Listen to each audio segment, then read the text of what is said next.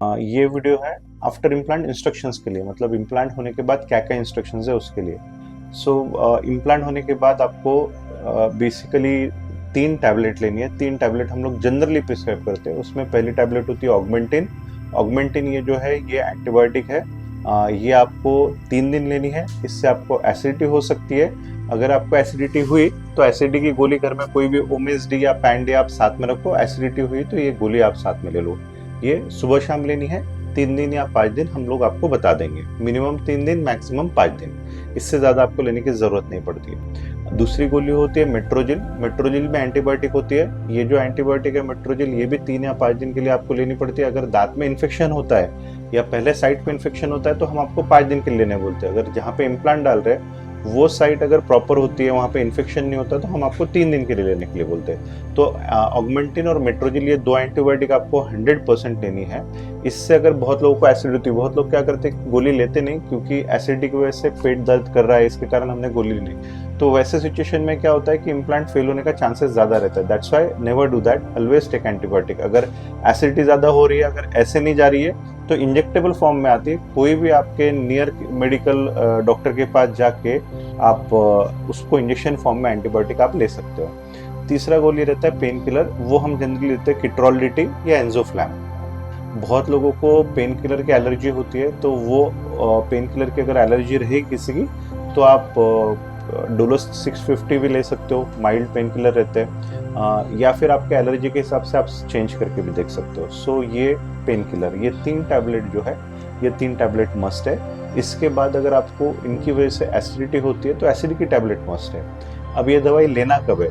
जिस दिन इम्प्लांट की सर्जरी होती है उस दिन ये तुरंत लेना है। मतलब आपकी इम्प्लांट की सर्जरी अभी हुई तो 15-20 मिनट के अंदर, पेशेंट बहुत दूर से आते हैं, कभी अंदर से इम्प्लांट करने आते हैं, और उनको जाने के लिए 1 घंटा लग जाएगा। 1 घंटे के बाद घर पे बैठेंगे, फिर किसी को बोलेंगे लाने के लिए, फिर 1 घंटे में आएगी, 2 घंटे बाद लेंगे, तो फिर स्वेलिंग और इन्फेक्शन हो जाएगा।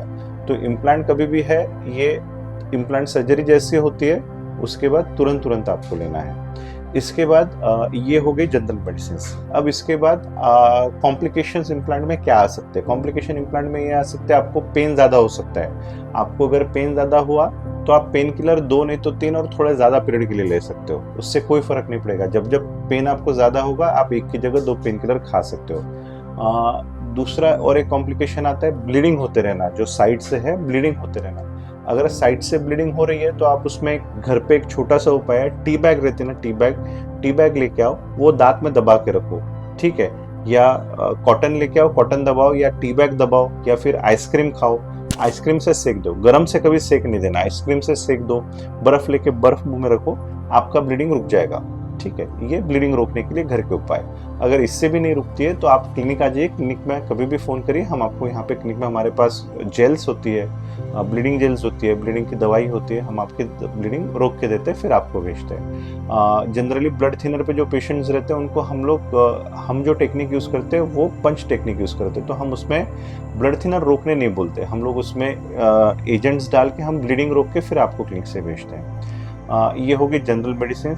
उसके बाद 3 महीने के लिए, जब भी इम्प्लांट किया है 3 महीने के लिए 2 टैबलेट आपको मस्ट लेना है। वो 2 टैबलेट में ऐसे है, एक टैबलेट है विटामिन बी, न्यूरोबियन फोर्ट, ये विटामिन बी की टैबलेट है।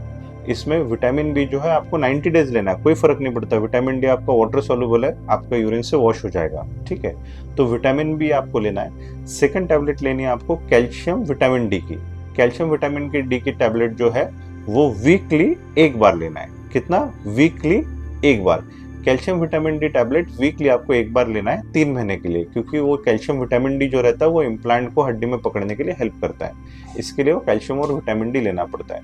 तो इम्प्लांट के मेडिसिन में यही, इसके अलावा और कोई मेडिसिन नहीं है। इसके अलावा आपको और कुछ करने की ज़रूरत नहीं है। बस, थैंक यू।